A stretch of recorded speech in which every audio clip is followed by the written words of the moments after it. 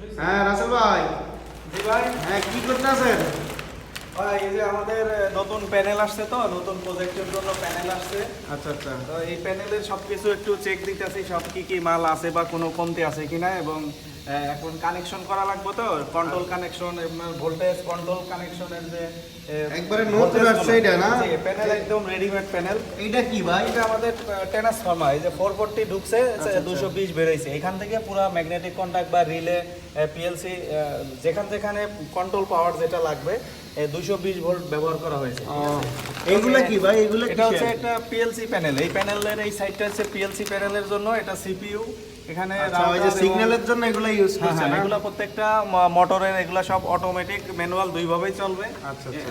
আর কি এখান থেকে এগুলা ফিউজের কন্ট্রোল পিএলসির যে প্রত্যেকটা সম্পূর্ণ relay নতুন control। আনছেন না? হ্যাঁ, সম্পূর্ণ নতুন রেডিমেড। এইটা কি ভাই? এটা এই একটা পিএলসির যে সিপিইউ থাকে, আচ্ছা, আচ্ছা। এই সিপিইউ গুলা।